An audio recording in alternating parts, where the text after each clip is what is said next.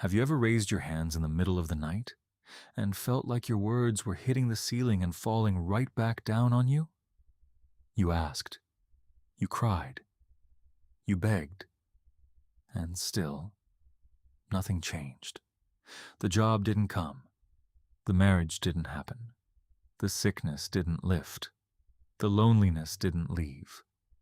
And somewhere in that silence, a dangerous thought started to creep in. Maybe Allah isn't listening to me. Stay with me for the next few minutes, because what you're about to hear might completely change the way you see your unanswered dua. Let's be honest about what this pain actually feels like. It's lying awake at 3 a.m., replaying every mistake you think you made, wondering if this is punishment.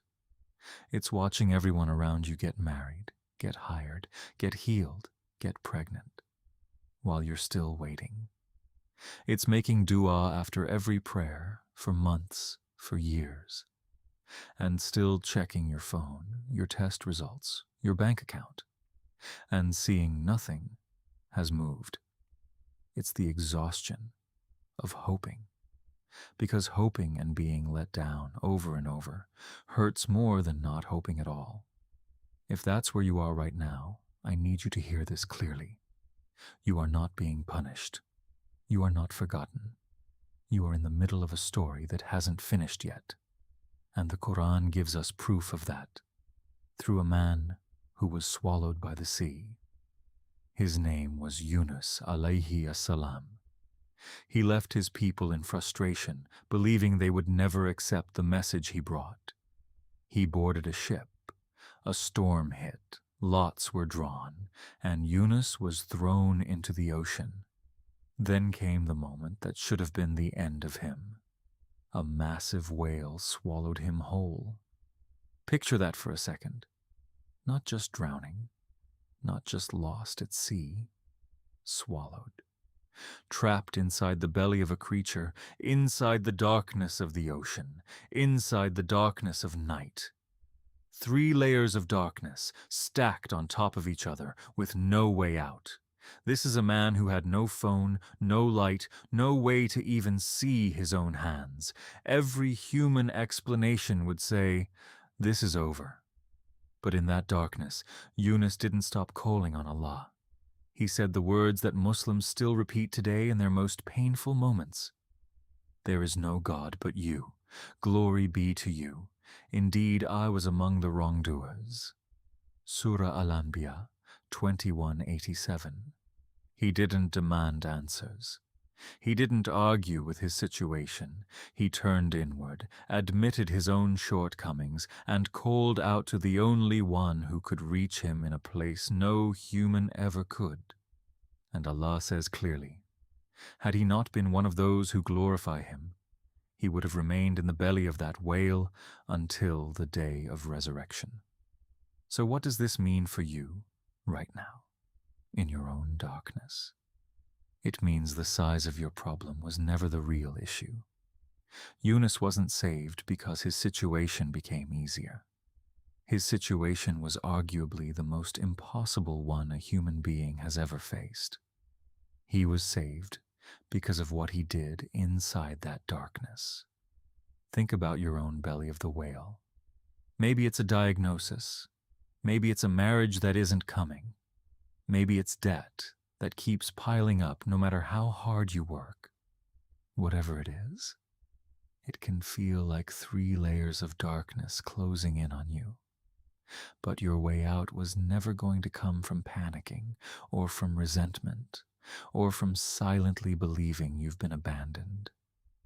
It comes from turning inward in that darkness and saying, in your own words, there is nothing more powerful than you, and I need you. Your dua in your hardest moment isn't wasted. It's being recorded, even when it feels like it's hitting a wall. Yunus's dua from inside a whale in the darkest part of an ocean still reached Allah. Yours will too. But there's something even harder than being tested yourself, and that's watching someone you love suffer for years, without answers. That brings us to a father who lost his most beloved son. His name was Yaqub, alayhi as-salam.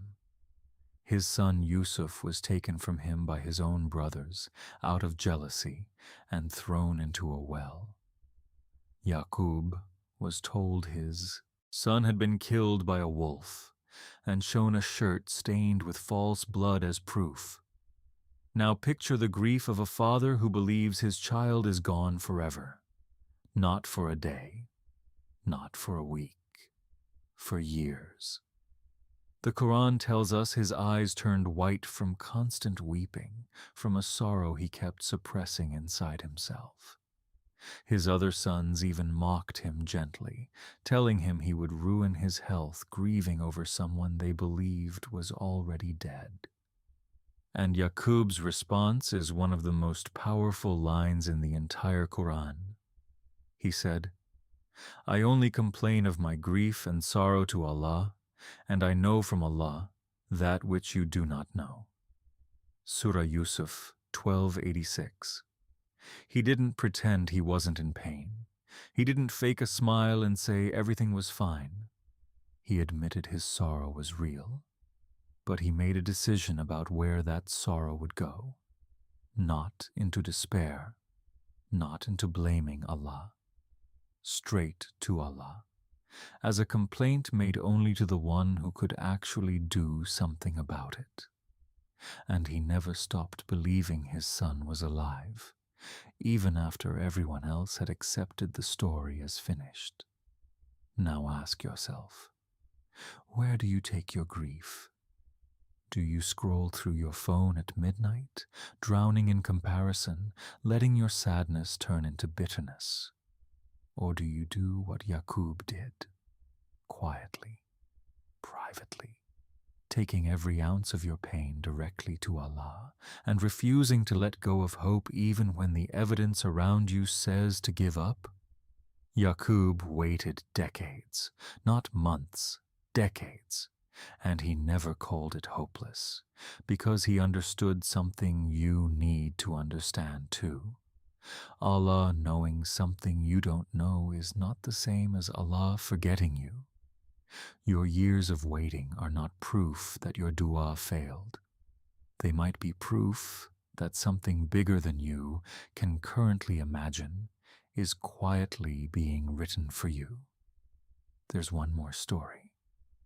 One that starts not with an adult crying out in pain, but with a mother making the most terrifying decision a parent could ever make.